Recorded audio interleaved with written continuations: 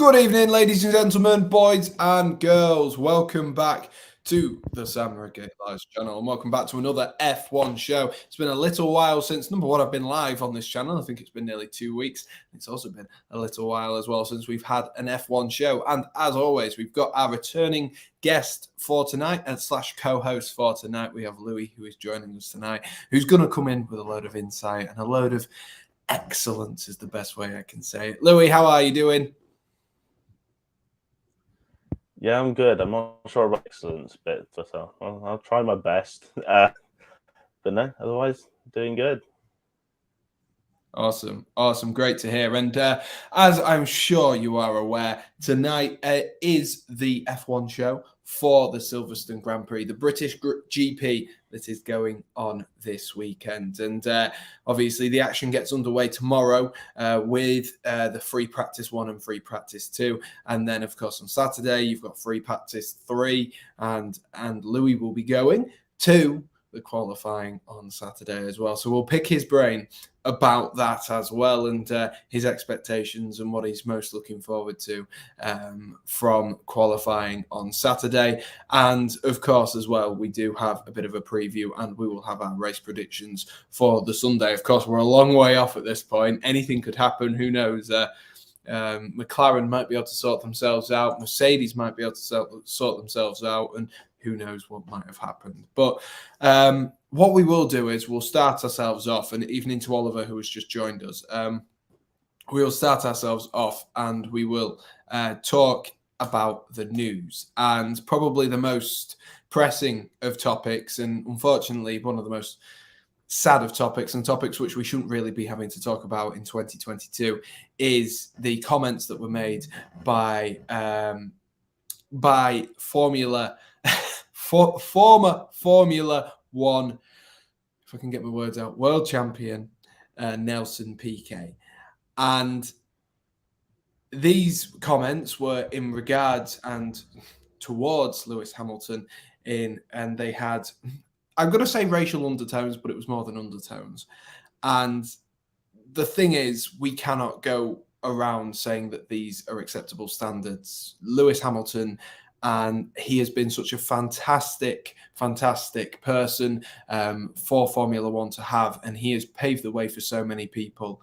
And the comments are more than disrespectful, and it's absolutely, like Lewis Hamilton says, it's not just about the comments, it's about teaching people that these comments aren't right. And this is one of the the greats of Formula One. He's referred to so often by so many people as one of the fantastic drivers of years gone by, and to make such ignorant comments towards a world champion and someone who has been so fantastic, even to call Lewis Hamilton names that don't have racial gestures towards them, would be massively inappropriate for what he's done to the sport. And the context of what it was resulting with this GP last year, wasn't it? The collision between Max and Lewis Hamilton is where the word came about. And for him to insult Lewis Hamilton,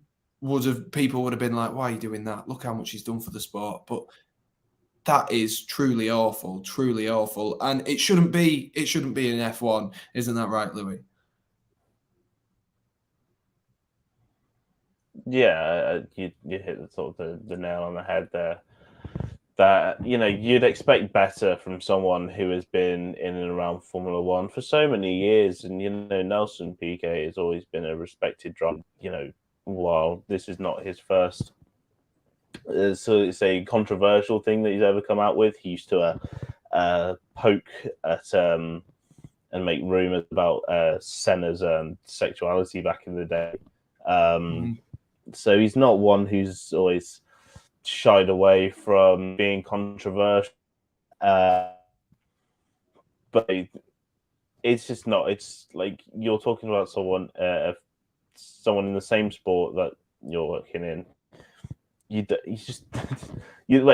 shouldn't do it full stop. That's first. The things that he said, he should never have said full stop. It's is horrendous. Like it said, let alone about someone in the same field that he's going to, of course, be fully aware of the things that you're going to say. Nelson Piquet is a massive face. He's a massive figure in Formula One, and as you said, he is a world champion.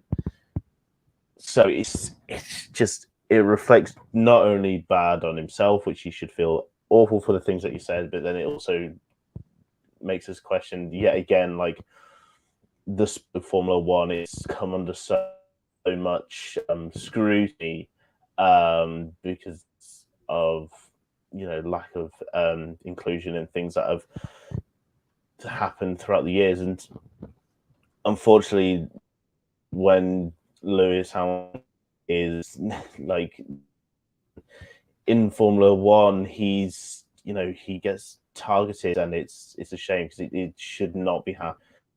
And like that, Formula One have now banned him from the paddock, I believe. I'm not sure if it's indefinitely, but I know it's definitely for the rest of the season and from now on. So yeah, it's sad, and it's not okay. Yeah, absolutely. And the weird thing about these comments, you might be thinking, did he say it, in a recent sort of discussion around the Silverstone Grand Prix? The weird thing about this is that this podcast in which Nelson Piquet has been, used racial.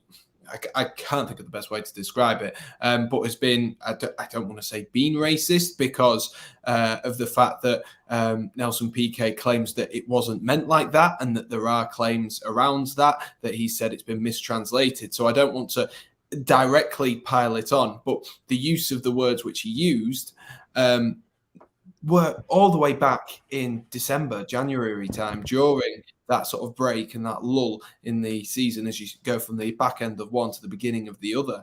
And whilst it seems very, very strange for that to have taken that long to have been picked up, and clearly, with it being in Portuguese, it must have been missed. And, he tries to defend himself saying that it's been misinterpreted. But I think what's really striking is, for those who don't know, Max Verstappen is currently dating Piquet's daughter. If I've got that correct, Louis, I'm sure you'll correct me if I'm wrong. But he has come out and said, Max Verstappen has, considering if this was a family thing, if this was genuinely a mistake and was genuinely something that Max thought he'd made a mistake on, Max would have been like, look, no, I don't think he said that. I don't think, he would back up. I'm sure he would back up his potentially future father-in-law. But Max Verstappen has come out and said, look, these can't be used. This shouldn't be used in the real world. It shouldn't be used in F1, and it most certainly shouldn't be used against one of his competitors who, yes, they have a rivalry with, but it's a respectful rivalry between the two of them. And that, to me, almost screams guilt. And it's just those implications that you get from Max Verstappen coming out about it. Of course, Max was going to have to say, look, these actions aren't right, because, he is a leader for many people and a role model for many people, so he has to say that. But if he genuinely believed that Nelson Piquet didn't mean it, or it's been mistranslated, then he wouldn't have said that. And Nelson Piquet, I'm sure he'll fight his own corner saying, look, it was mistranslated, blah, blah, blah. But realistically, anything with those kind of undertones, even if it's the smallest of things to the biggest of things, if you have any kind of platform, you would stay away from it. You would stay away from it, especially if it is as controversial as the word that he is rumoured to have used. And it really has put a bit of a dampener going into this week. And then, Louis, do you want to take it away about Yuri Vips as well? I'm pretty certain you're a bit more clued up on the situation with him. You go from one farcical incident to another that has happened. Well, it's come out over the last couple of weeks. So, Yuri Vips is a current F2 driver. He drives for High Tech, and he was also on the Red Bull Junior program. So he's an Estonian driver. accounts a very good driver, and you know, been doing quite well in this season's F2 championship. And he was on a Twitch stream with fellow Red Bull racing driver Liam Lawson, and yeah, he then came out and said horrendous racial for having a game zone. So the originally Red Bull came out and said that we are be investigating this. This was a good few weeks ago now, when it actually occurred. But now Red Bull have confirmed in the last few days that they have completely dropped him from the Red Bull Junior program. He is no longer listed as a test or reserve driver for AlphaTauri, and he, at the moment, actually retains his F2 seat with High Tech, which is definitely mixed opinion of whether or not he really should still be in F2. And it's even gone as far as F2 themselves. They released a statement across social media. Quickly just found it. And they said, following the recent incident involving Yuri Vips, F2 would like to reaffirm that the use of racist or discriminatory language cannot be tolerated in any environment. High Tech Grand Prix's decision today is surprising and not one we would have taken. We will monitor the situation carefully with them to ensure that such behaviour is properly addressed. When you've got the organisation coming out saying that we're not happy that this driver is, we're not happy that this driver is carrying on, it definitely does set a precedent. It does set a tone that maybe Tech should be looking elsewhere. But I think at the end of the day, it comes down to the thing that drives all Mun and Yuri Vips. Not only has quite a strong financial backing, as every driver really does have to have in these, but he is also the championship for High Tech. He is 7th at the moment in the F2 championship. He's been fairly unlucky with some races not to finish or have DNF, so he should probably be an awful lot higher. Look like that is maybe a reason High Tech have decided to keep him on.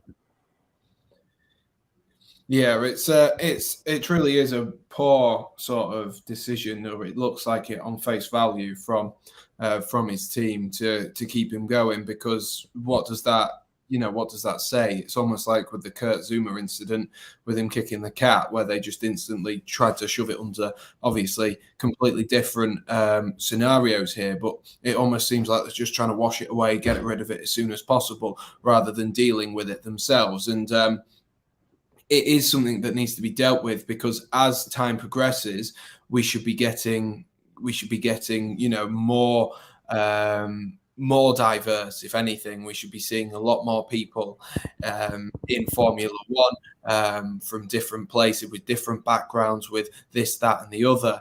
And words like those that Nelson Piquet and Yuri Vips have used hinder all of the hard work that so many Formula One drivers have put into getting the sport to where it is now. And believe me, now it isn't perfect. In 20 years' time, we will be hoping to see a lot more people represented and a lot more representative Formula One. Of course, it's never going to be. Of course, it isn't going to be perfect. It never will be, because then it goes down to quality of driver, and then who knows who's going to be the best quality of driver. But for with this example, Yuri Vips has grown up like me and you, Louis. Sorry, I nearly called you Lewis then, because I was about to say me and you watching Lewis and watching someone who has paved the way for people who are minorities, particularly in this country, to go and believe that they can do something, can be representative of other people. And unfortunately, these comments make us realise that actually, despite what Lewis Hamilton has done and other people have done in the sport for Formula One, that a lot is still yet to be done.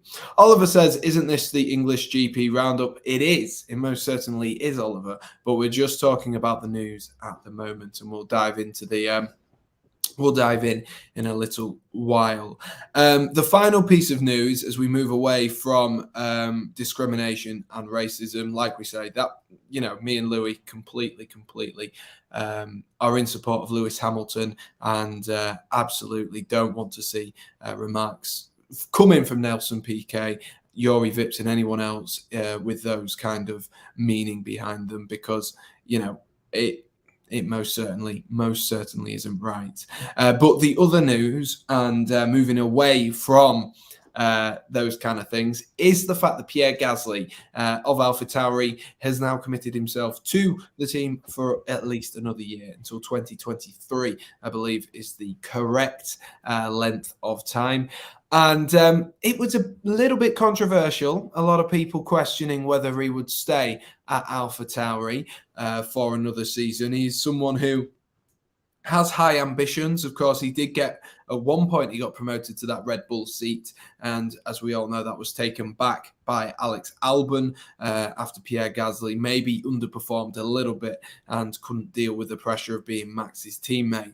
But there is no doubt in my mind in particular that Pierre Gasly is more than capable of being a lead driver at a different team. Whilst Red Bull, for some reason, have decided to come out and say, look, it's a sister team now, it's not a development team. It used to always be Red Bull Toro Rosso, and it was always quite obvious that it was a development team or a junior team. Maybe that's to appease Pierre Gasly, so that he feels like he is someone who is a lead driver in a team, and to keep him there rather than him going to McLaren potentially with questions around Daniel Ricciardo, or of course Alpine with questions around Fernando Alonso. But Louis, if you were in that seat, and of course his best buddy Yuki Tsunoda is in the other seat, if you were in that seat as Pierre Gasly and you know, have that decision on your hands, he's been in F1 for quite a while now, Pierre Gasly. Would you have looked to have gone somewhere else, and if so, where to? Yeah, I mean, this is his sixth season in Formula One. I mean, he joined midway through 2017. And he's been, you know, in Toro Rosso, and now AlphaTauri. But I don't know. It's a tricky one, because obviously Pierre's going to have a better idea, and Pierre's management, they're all a better idea of the end of the I genuinely feel like if available that was outside of the Red Bull system out of AlphaTauri, I think he would have taken it. I think it's time now that, you know, Perez has signed long-term deal, Max signed another deal. There is no space for Gasly at Red Bull. So his dreams of driving for Red Bull are pretty much dead now. And that's a shame, because he is such a great and talented driver. McLaren, I think they're looking stateside for their driver. If Daniel Ricciardo decides to leave, I think they're going to be looking at maybe someone like Pato O'Ward, or maybe someone like Colton Herta. I think it's more likely going to, at the moment, even though I really want to be Pato O'Ward, I think he's happy to stay at IndyCar at the moment. So I think it could be Colton Herta who comes. Aston Martin is also seen to be another opening, but they're looking to keep Sebastian Vettel on. Apparently, they are making approaches to Vettel to keep him beyond this season. So it looks like that door might be closing. Well, it's closed almost. And the same with Aston Martin. It's like, would you want to be going there? It doesn't look like they're a very stable team at the moment. They look a bit all over the place. Is it the best place that he really wants to go? No. And then where else does that leave him? Maybe Alpine.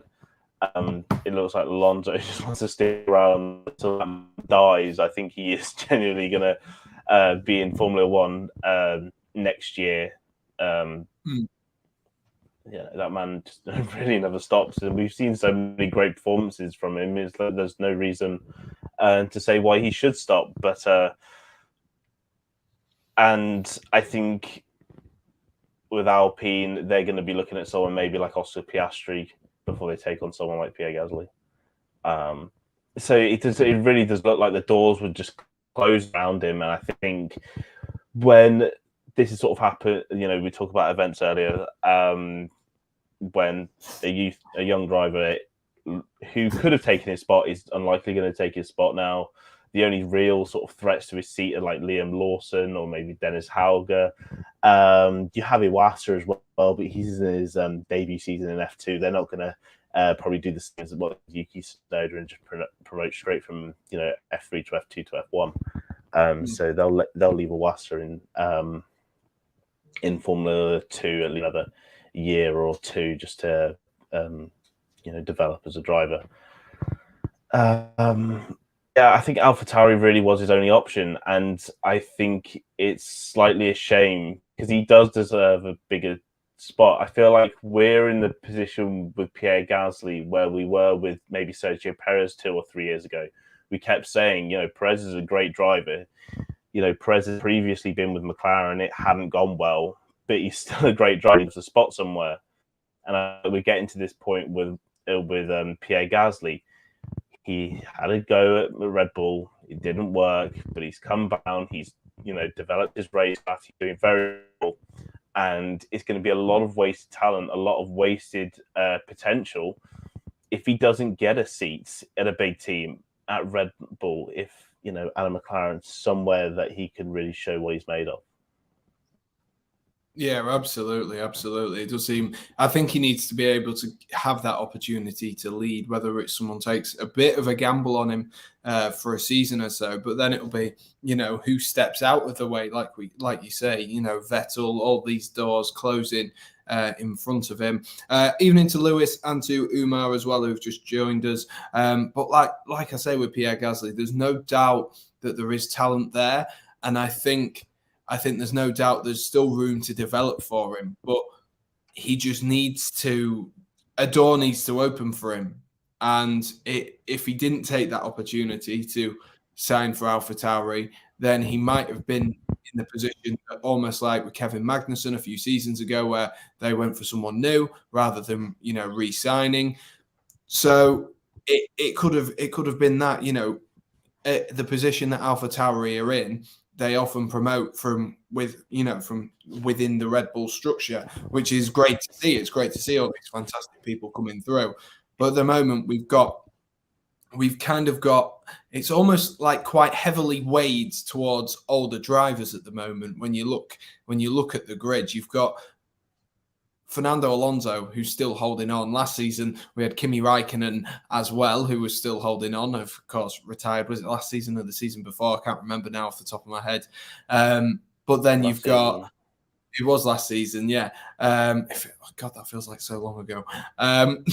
So last season, obviously, you've had Kimi Räikkönen. I'm sure you'll have Fernando Alonso. Daniel Ricciardo is another person who that a lot of people see could be on their way out. And so it's quite top-heavy. But in a much more real sense, it's also quite bottom-heavy as well. And I know that sounds stupid, but the amount of young people you've got in F1, like Max, you forget how young Max Verstappen is. He's only 24, I believe. You've got George Russell, you've got Lando Norris, Alex Albon's still pretty young for an F1 driver as well. And like we say, Yuki Tsunoda as well. So it's this weird balance at the moment. And Pierre Gasly is someone who's been in the sport for a little while and maybe hasn't quite reached the potential that we know he has, is someone who may end up falling short as a result of it. But that is enough talk of Pierre Gasly. Let's jump into this week's race. And Louis, you've got to kickstart things this weekend, and just let everyone know what you'll be getting up to on Saturday, I guess. Well, yeah, lucky enough, the Silverstone event itself has been super. Not even like it's been like super difficult to get tickets. But luckily, I managed to snag a couple of tickets for qualifying on Saturday. So yeah, I was definitely not expecting to go this year. I haven't been to a Grand Prix now since 2016, so 6 years would have been my last Grand Prix. But this year, I'm going back, and I honestly I can't wait. It's going to be so good. Like, yeah, and even since the Grand Prix that I've been to, the only time I've seen any F1 cars in the flesh was when I went to F1 testing in Barcelona. So yeah, it's going to be great to see the cars out again, especially these new cars, see what they're like actually in person, see how they drive. I'm really looking forward to it. Yeah, I can't blame you. It's definitely on my bucket list. I've got a few F1 races on my bucket list, and of course, Silverstone is the peak of F1 for any British fan, I am sure. Well, except, of course, Monaco. Umar says, how old is Charles Leclerc? Which is a good question. I can't think off the top of my head. He is 24, 25? Yeah, I didn't think he was that Same old. age as Max. I didn't think he was very old at all. But yeah, 20. I had 24 in my head, but I don't know if that was just my perception being swayed by the fact that obviously I said Max Verstappen himself was 24 years of age. But yeah, it sounds like a fantastic weekend you're going to have this weekend, Louis. I must say I'm very jealous.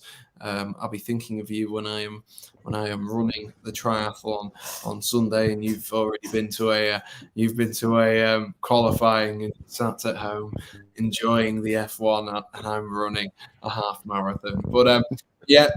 Enjoy, and of course, you've got to let us know. We'll have a bit of a dive into it. So, what I want you to tell me, Louis, is as you go into qualifying, and you're going to be the qualifying expert for this weekend, who do you reckon is going to get pole? Are Mercedes going to come and have fixed anything? There's a lot of talk with Mercedes because, of course, of how flat and lovely this race course is, that it might benefit the Mercedes car a little bit, and might be quite easy, and get rid of some of that porpoising. So, Louis, who do you think is going to come out on top in terms of team? We'll start off with team before we dive into predictions. There has been a lot of talk around Mercedes this weekend, and yeah, the Silverstone track is very smooth. It got resurfaced a few years ago, and I think for Mercedes, they're really looking forward to this one.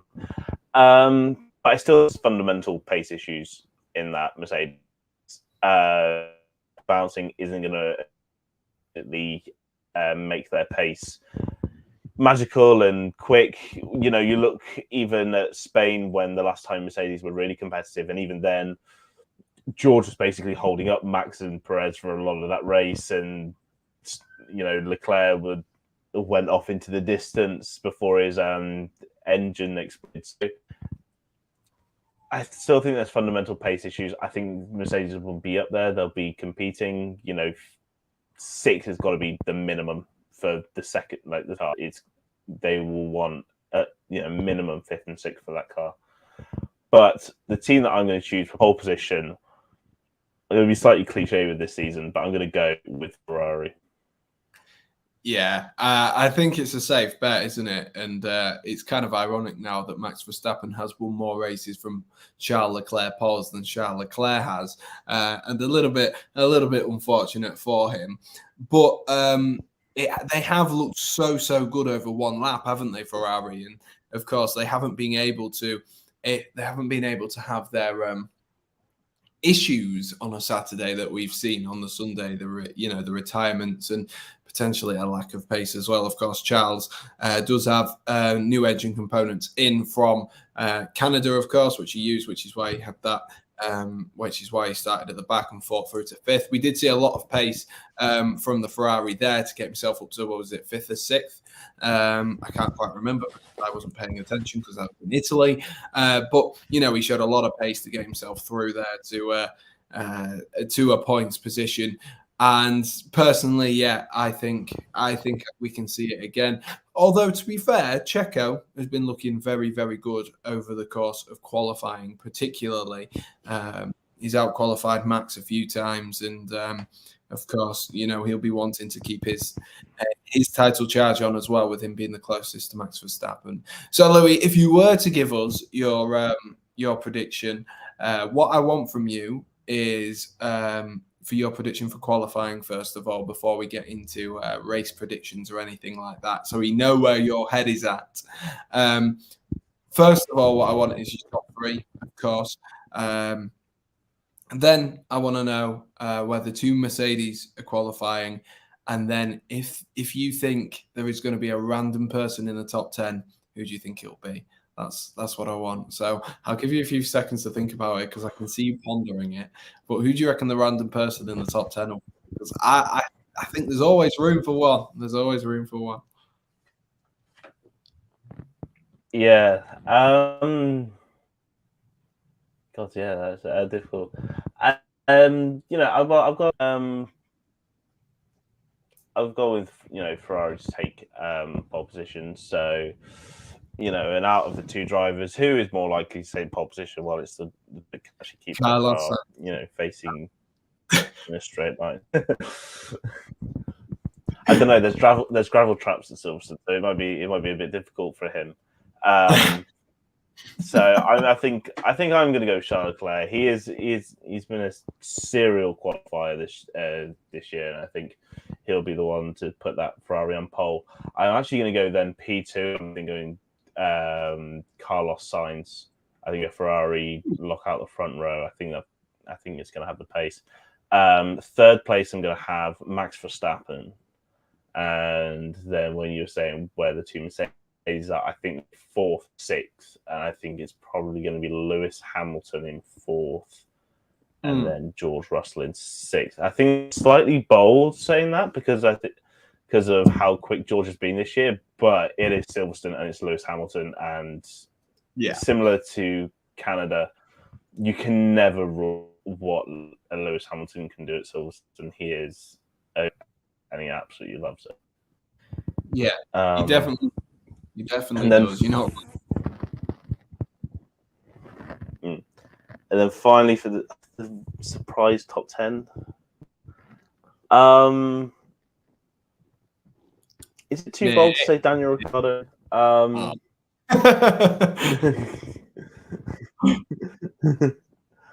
I'm not gonna put passes. I think I don't know. Maybe someone like Sebastian Vettel. Vettel's always been quite good around Silverstone. I think he could. Yeah, he does have a couple of race wins, doesn't he? Sebastian Vettel to his name. I think he had one with Ferrari as well, if I'm correct. But yeah, definitely could be quick enough round. And like I say, it's going to be interesting. Umar says, what time does it start on Sunday? I do believe it's a 3 p.m. Lights out and away we go. I was going to say kickoff then, but it doesn't quite work. I guess we can say kickoff. It's a general term nowadays, isn't it? It's a general term nowadays. But yeah, so 3 o'clock on Sunday, which would be kick the car off the grid. Yes. Actually, don't touch the car when it's on the grid. Latifi learned from that one. Don't do that. Don't do that. But yeah, so I'll go with mine. I think that's pretty interesting, actually, that you've gone with both Ferraris and Max, not to separate them. And to be fair, for Checo to be down in fifth, Louis. I was expecting Leclerc. This is what I'm expecting, and I kind of thought you were going to go with Leclerc to. I thought you were going to go with Leclerc to Max, but I think it would be Leclerc to Checo to Max, and then Sainz, Hamilton, Russell. That will be my top 6. And my random one in the top 10 is going to be Nicholas Latifi. No, definitely not. It can't be Nicholas Latifi. I am going to go with Alex Albon. I think he will have a decent race weekend this weekend. I think he'll quite enjoy it. I think he'll quite enjoy Silverstone. That's what I'm hoping for. That is what I'm hoping for. Right. Let's have a look. What's Fraser just put? Sam, what does it mean in F1 21 if the back of your engine is smoking, like there's smoke coming out the back of it? Oops, wrong account. It means your car's probably gone. Probably your engine's gone. Something's gone. I think that's the best way to say it. I mean, I'm not an engineer, but if there's smoke coming out of anything, it's usually not a good sign, Fraser. Usually not a good sign, mate. And Umar's calling him Go Tiffy. He most certainly is. Nicholas Latifi, the absolute go. Did you see, by the way, just before we move on to a little bit of a game with 2 truths and 1 lie, did you see that people reckon the driver of the day was changed from Montreal to Charles Leclerc? And basically, they reckon the votes for Latifi were wiped out because everyone was like, make Latifi driver of the day. Make Latifi driver of the day. All those kind of things. And he literally, loads of people will have done it. It was everywhere on social media. It was even on like some of my TikToks and my Instagram posts, people saying, this is what we're doing. We're doing it in the Canadian Grand Prix. It's home race. We're all voting Latifi. And he didn't even make it on the top 5. He didn't even make it on the top 5, allegedly.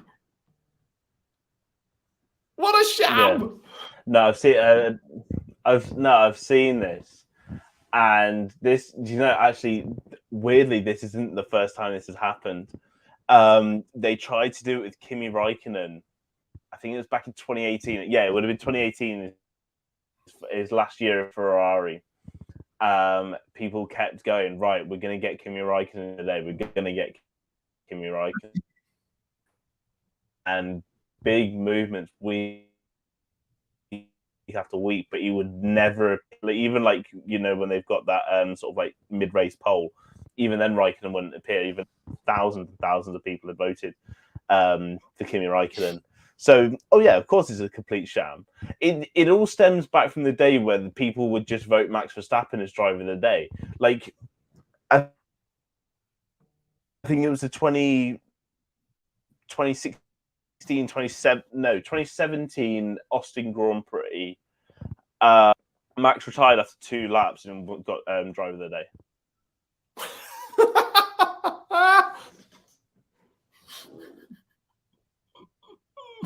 That is brilliant. I just can't believe they didn't even make it subtle either, because people would have voted if they'd have been like, 3rd place, Nicholas Latifi.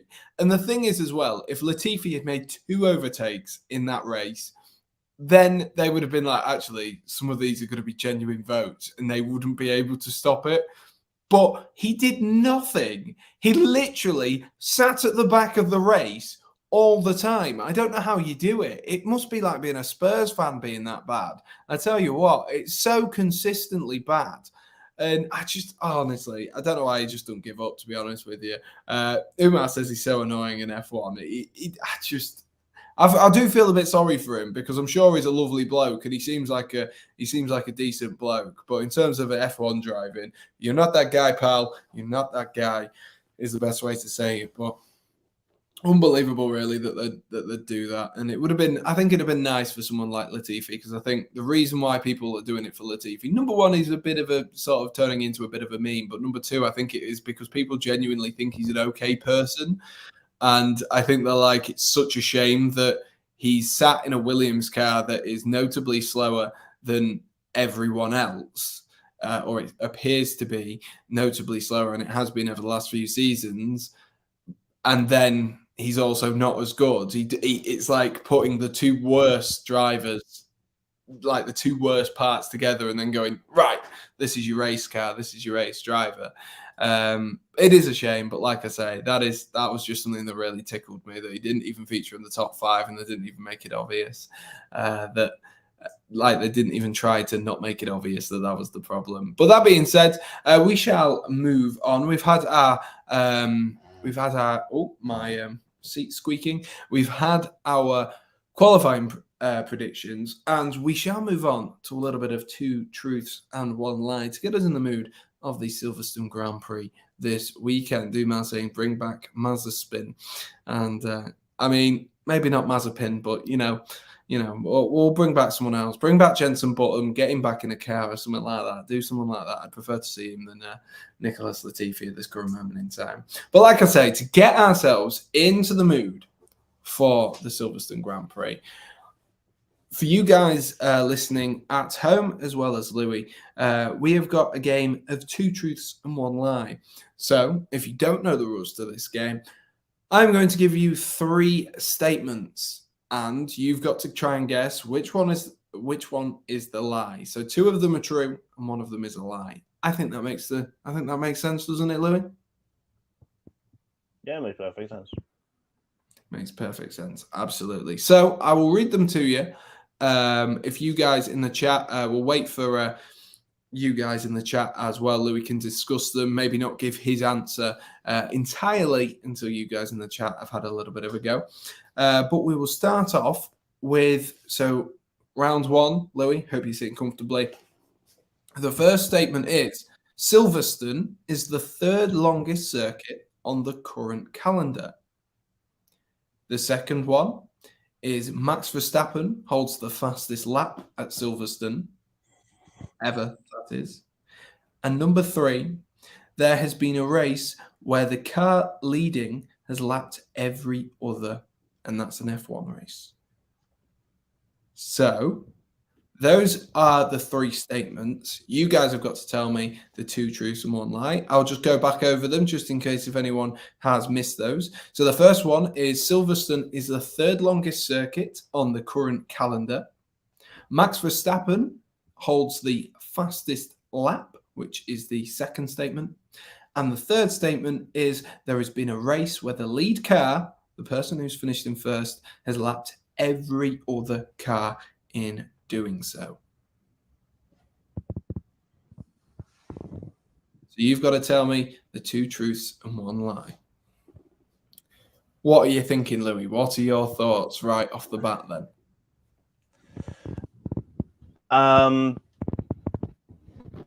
So the one I'm thinking 2008 British Grand Prix in the wet, where Lewis dominated, and I mean absolutely dominated, and I know that he did lap a significant number of drivers. Whether it was every single driver, I'm not sure, but I know for a fact that he definitely lapped a lot of drivers. The one for Max Verstappen, I assume that would have been coming qualifying. I'm trying to think if Max was on pole last year, because it was it's thrown me off because it wasn't a normal qualifying last year. I think definitely before that it would have been Lewis who held the lap records. And then the first one was, I've forgotten. The first one is, Silverstone is the 3rd longest circuit on the current calendar.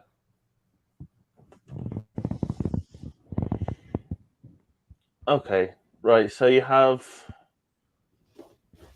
well, Spa is the longest. Silverstone,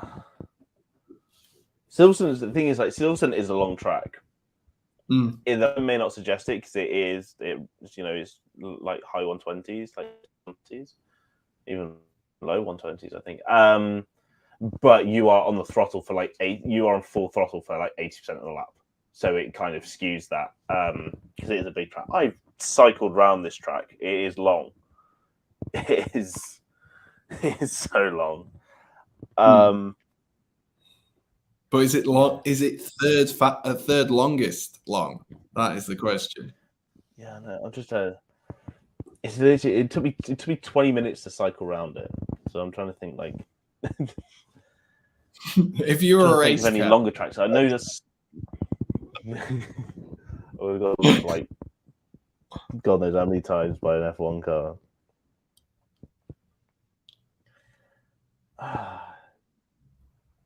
I'm really struggling now. I'm trying to think of any longer tracks. That's where I'm sort of getting stumped. If I go logically, Bahrain, is that longer? Probably. Is Imola longer? Definitely not. You know, Monza is definitely not longer. Monaco is definitely not longer. Spain is not longer. Baku could be, just because of how long the back straight is. Mm-hmm. Canada definitely. Paul Ricard isn't. Austria definitely isn't. What are you going with then, Louis? Tough one. Are you trying to? It's because of how specific I've been I there. think. Yeah. I think that's what's throwing you off. But I'm stuck. I'm pretty certain. Yeah, I'm pretty certain Max got pole in, which I think would have been the fastest lap because those cars were absolutely rapid. Mm-hmm. So first one, because I can't think of any tracks that are longer apart from Spa. And the final one, because I don't know how many cars Lewis lapped that year. Go on, Louis. I know it was a lot, and I'm driving myself insane here.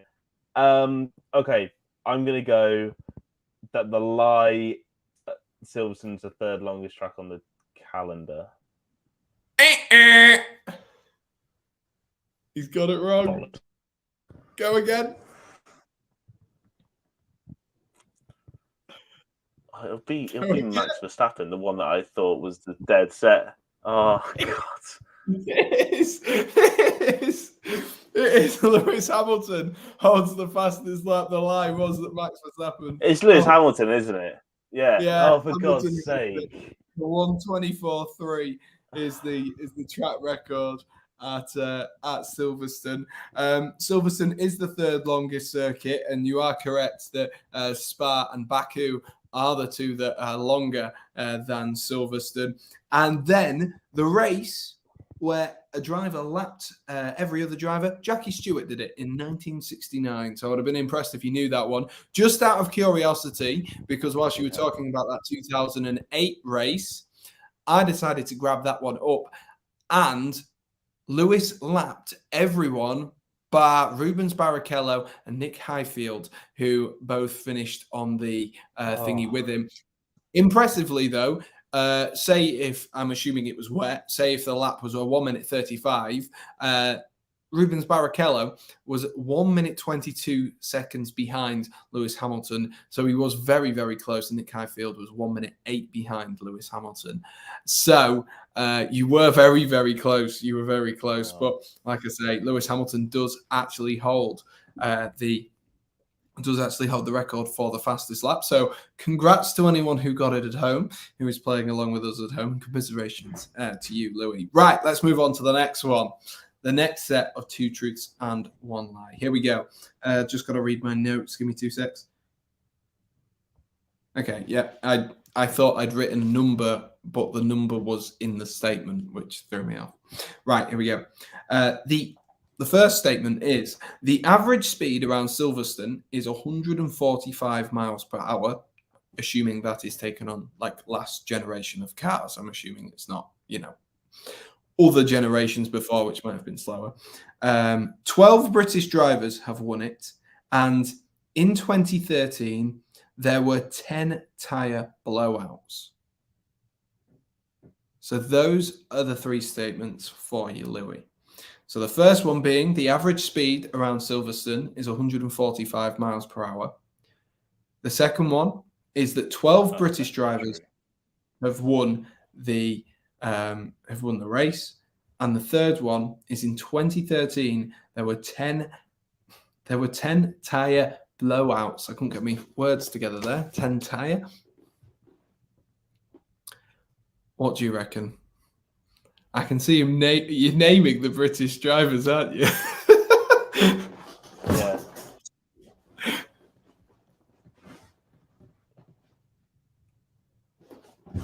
I'll get the list up.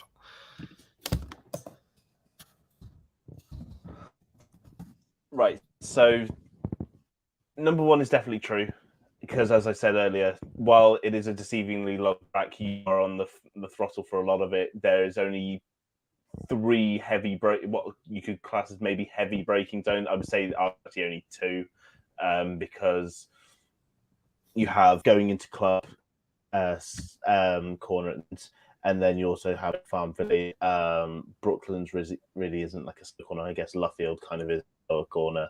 But otherwise, you're flat through Woodcut, you're almost flat through Copse, you're flat through the first parts of Maggots, Beckett's, you're only slightly lifting the last bit of Beckett's, and then Chapel, you're this flat, very fast corner as well. And you're, to be honest, even though you like the entry to club is quite slow, get to, and then when you go through Abbey, and you're pretty quick. So that one is definitely true. The second one of 12 British Grand Prix, I'm trying to name them. So at the moment, I've only got Lewis Hamilton, Damon Hill, Johnny Herbert, what's called Jackie Stewart, Nigel Mansell, Mike Hawthorne. I'm not sure if Sterling Moss has won it. Jackie Stewart, Jim Clark. I assume James Huntley won one as well, so that's got me to what, 10. It wouldn't surprise me if they're from like the earlier days that I've list. And then back in 2013, I remember Lewis Hamilton's going. I remember Felipe Massa's going. I remember, I believe it was the Toro Rossos went as well, because that happened right in front of Fernando Alonso, and it almost hit him when it went. Those are the only 3 I can remember. I don't think there were 10. I think less than that. So I'm going to go, the lie is the 2013 that there were 10 blowouts. Louis George Edwards, you're absolutely correct. There was actually 6. So there was still a lot, but there was actually 6 driver blowouts with their tyres. So you were correct, and there is actually 12 drivers. I'm just trying to look to see if I can get the verified list, just looking through them. From what I can tell from Wikipedia, there has been Sterling Moss, there has been Peter Collins, Jim Clark, I'm just trying to scan it quickly, Jackie Stewart, James Hunt in 1977, John Watson, Nigel Mansell, 4 times Nigel Mansell, Damon Hill, did I say Johnny Herbert? I don't think I did. Johnny Herbert, David Coulthard, and then, of course, Lewis Hamilton as well. Oh, Jenson Button never won it. I don't know why my voice cracked there, but Jenson Button never won it. Didn't know that one. But congratulations, Louis. You are absolutely correct. And yes, it is 145 miles per hour, the average speed around Silverstone as well. So we'll move on into the final round. Congratulations, Louis, and anyone who got it at home as well. But the final round, Louis, this is either for the win or the loss. You've teed this up perfectly so that we need the final round. So well done, you. Well done, you. It's like I paid you to be here. Right, let's have a look. The first one is, so the 3 statements. Ugh, fly in my face. Silverstone has 30 grandstands fans can watch at. Number 2, the record for the most race wins is Lewis Hamilton. And number 3, the first Silverstone GP was held in 1926.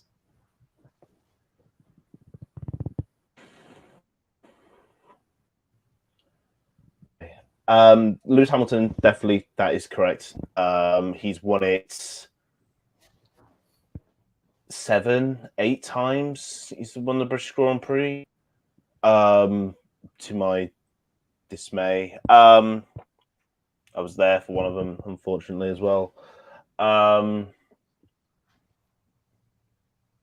30 grandstands. I'm trying to think.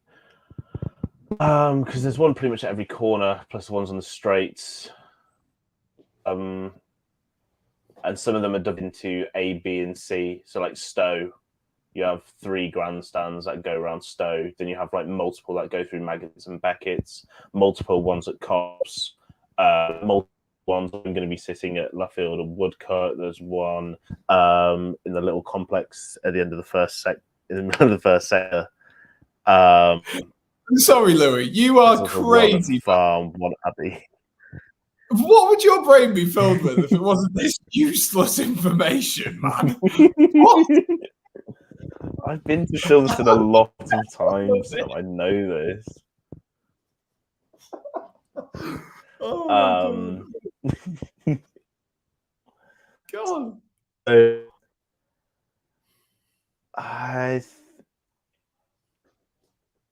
And in terms of British Grand Prix, it's going to be. Well, I know that in Formula One, the very first race in Formula One was held in 1950, and that was at Silverstone. But I know that the Silverstone as Air Force Base has been used as a racing venue for a long time. What year did you say it was? 1926. 1926. See, that's logical. that's the Monaco. Well, the Monaco Grand Prix started at the early 1900s. Like the Monaco's been going since like 1902, 1903. So it wouldn't be completely out of the question that the first British Grand Prix was ever held in like the late 20s. I'm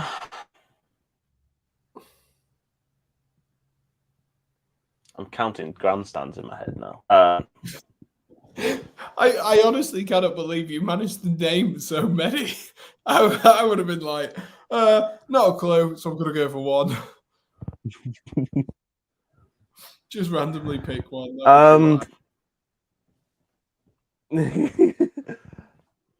I don't think there's 30. I think there's either a little less or a little more. So I'm actually going to go with number 2, the one that's saying that there are 30 grandstands. I think that is the lie.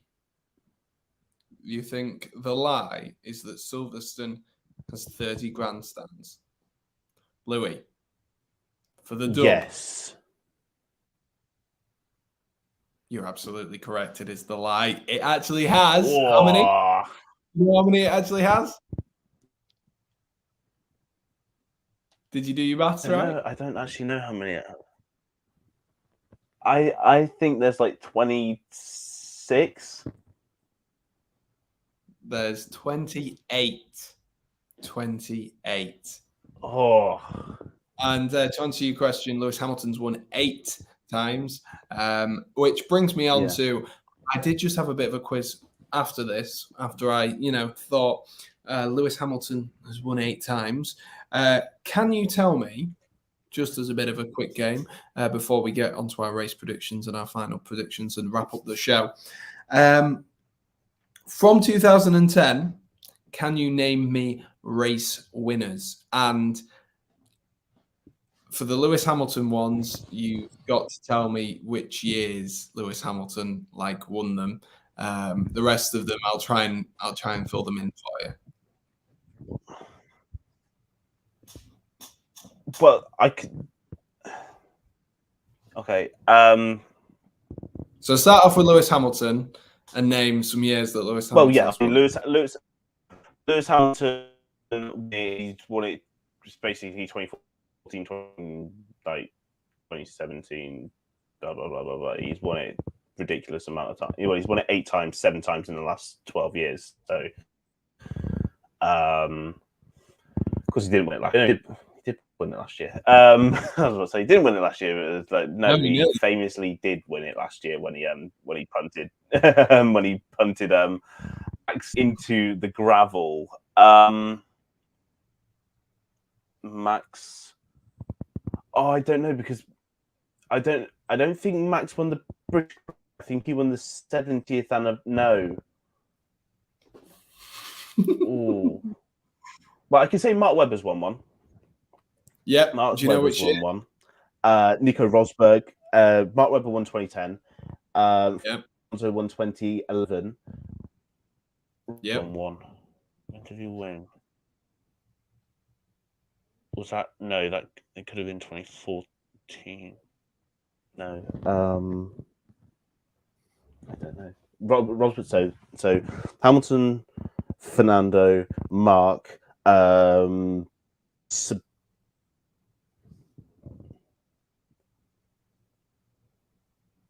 I'd assume Vettel's won one. That was his been his kind of era. Wasn't it with Ferrari?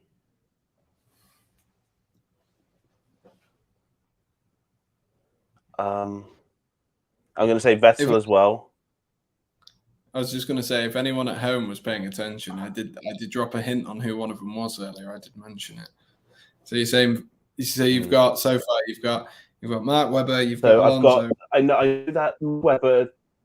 Yeah, Alonso won it in 2011. I remember 2012. Yeah.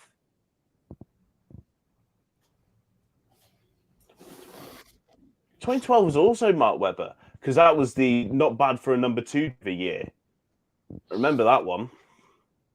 Okay, you going with that?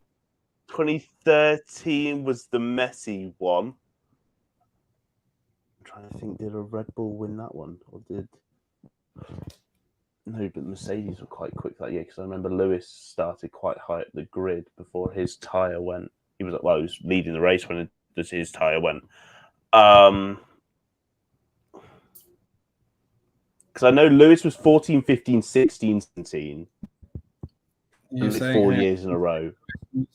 14, 15, 14, 15, 16, 17 was all Lewis because I remember he's winning it. Yeah. Okay. I'm just writing these down. I'm not going to say Max because Max didn't. I think Max won the 70th anniversary Grand Prix. I don't think he won the British Grand Prix. I was by Lewis 2020. So then Lewis also won it in 2020. Then he won it last year in 2021. Yeah. Okay. 20 the Ferrari was, well, it was still bad at that point. So I'm going to say Lewis won it in 2019 as well. So that takes that. I think that's all 8 for that'll be all 7 for Lewis in this decade. Well, in the last 12 years.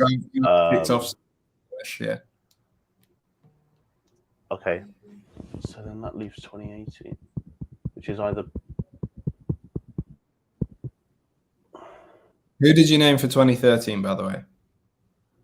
Because you never said who you were putting for 2013. I'm still.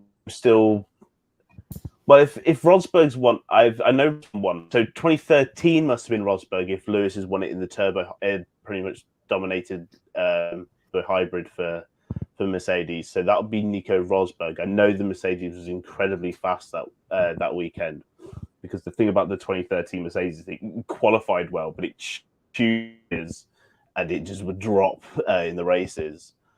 So then wouldn't have won it in the Red Bull that year, therefore he would have won it in the Ferrari.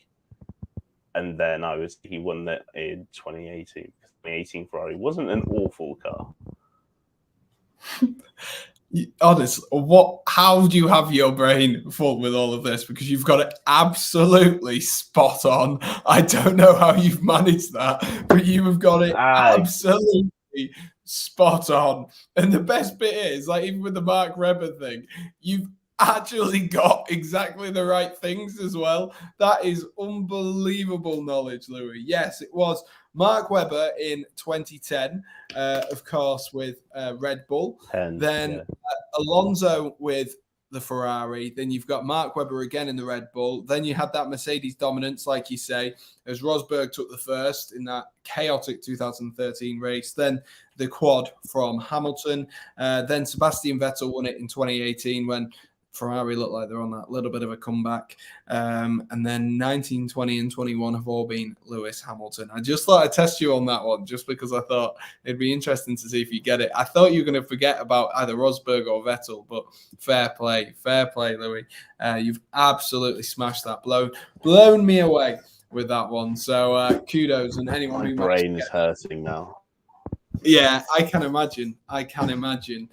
We won't hurt your brain anymore because we need to talk predictions then for the Silverstone Grand Prix for the race. Of course, you heard our qualifying predictions before those few little games. Now we're going to move on and we're going to talk about our race predictions as well. And where better to start than with Charles Leclerc. Of course, as we know, hasn't had a win for a little while. And like I said earlier, Max has got more wins from his poles than he does at this current moment in time.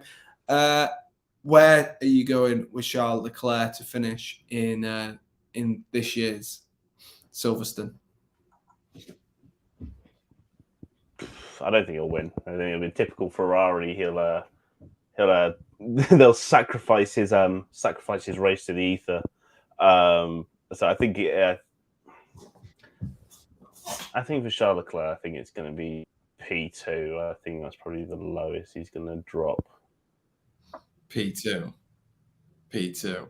So who does that mean then, Louis? If Charles Leclerc doesn't win, are you going with a Lando Norris win? That's what you're telling me. Is that what you're telling me? I wish it was Lando Norris who'd step on the top of the podium this weekend, but I have a feeling that Aaron is going to be terrible. Is going to be absolutely terrible this weekend. So I think the top step is going to be. No, I'm going to go with Max. You go Max. Max to Charles. Okay. So who's going to finish off your podium? Is there going to be a sneaky Mercedes there? Is there going to be a Fernando Alonso in there? Or will there be a Nicholas Latifi in there? Who are you going with? I think. Do you know, it's funny you actually say it's a cheeky Mercedes there. I think that Lewis Hamilton will finish third. Lewis Hamilton to finish third, back on the podium. I'm sure we will enjoy that. Back-to-back podiums, if I am correct, it would be for Lewis Hamilton if he was to go and get a podium this weekend. Speaking of Lewis Hamilton, Fraser put, why is Hamilton good on F1 2021 but crap in F1 in real life? I'm not sure that's overly accurate, that statement. I feel like that was not an overly accurate statement. The greatest, one of the greatest drivers of all time. I don't think anyone's ever described him as crap in F1 in IRL. But he's not having a good season, but that doesn't appear off face value to be anything to do with him. More so the car, Fraser. It's not like with football where there's like your team plays well, it does well, you're likely to win. There's a lot more that goes into F1 and the small nooks and crannies and getting everything right. And it's almost like his team this season, instead of playing with Kevin De Bruyne, Lionel Messi, and Cristiano Ronaldo, he's now having to deal with, he's having to deal with the Everton team. And whilst the Everton team is good and it can do a good job, and you'll probably win a few games this season, it's not going to be pushing you towards that title. And I think that's probably the best way to say it. But there's a lot more that goes into F1 than there is football, and that's just a very simplified way of saying it. My top three is going to be interesting. Do I go with imagine a full British front three? Imagine that. How amazing would that be? Lewis Hamilton to George Russell to Paul di Resta. Nice. How good would that be? To Paul di Resta. Get him on. Get Paul di Resta. At least he won't be boring us in the commentary box, Louis. At least he won't be boring us. Is that not your dream? Is that not your dream top three for a British Grand Prix? To Paul di Resta.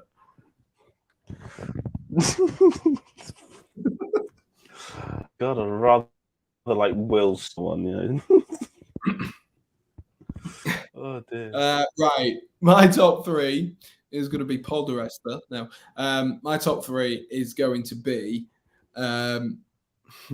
Is Charles going to get back to winning ways? No, I'm going to be a Sergio Perez stan, and I'm going to say it's Sergio who is going to win this weekend. I think Max will come second. And I think Mr. Russell will finish third with Charles in fourth. and then Carlos Sainz doesn't finish. Lewis Hamilton finishes 5th. That is what I'm going with for this weekend. That is my race prediction. Louis, I nearly called you Lewis again because I've got Lewis Hamilton on my mind. I was about to say, who do you think is going to get the fastest lap? And is anyone going to beat Lewis Hamilton's fastest lap? I'd probably be certain that's probably Max. If I'm going to say Max is going to win the race, I think he'll get fastest lap. And I think it'll be fast races. I think these cars are just slower because I imagine Lewis's time he set must have been in 2021. No, 2020 probably because that car was a beast. That W12, W13, W12 was an absolute beast. W11. I can't actually think. I'm just trying to think. Right. Well, shall I have a look? Fastest. It'd be W. Well, if we think of 2020. I don't know. It's 2020, so it would have been W11. Cool. So yeah. Yeah, I don't think it'll be faster than Lewis. No. So we're going Max Verstappen fastest lap. And definitely, I don't think he'll be faster than Lewis's whatsoever. I think that'd be really impressive. Even if in qualifying people get anywhere near that, that'd be monumental. To be honest with you, is there anything else you want to talk about, Louis? Else we will get this show. I was going to say on the road then, but wrapped up. We've already got the show on the road. Wrapped up. No. My brain's hurting, so I'm trying to not talk. I've quizzed you too hard. I think that's what we can conclude from today's thing, and also that Louis would have a lot of actual useful knowledge if it wasn't filled with who's won every Silverstone race. Who knows? Maybe me and Louis would talk about something slightly more intellectual if we didn't have our brains filled up with F1 and football. But thank you for joining us for tonight, Louis, and I do hope you guys at home have enjoyed. If you have, like I say, as always, do be sure to smash that like button and do hit subscribe as well, and stick around on the Sam Redgate-Large channel. Again, thank you, Louis, for joining us for tonight. I do hope you have enjoyed as well. And let us know, guys, if you haven't already, get your race predictions in for this weekend and let us know and what you are thinking. But I'm going to leave you guys there. I've enjoyed that. And I'm going to go sit back, chill out, and enjoy a good race weekend, hopefully. Practice starts tomorrow. Like we say, the race is at 3 o'clock on Sunday. Thank you for watching, guys. And as always, most importantly, stay safe. Cheers.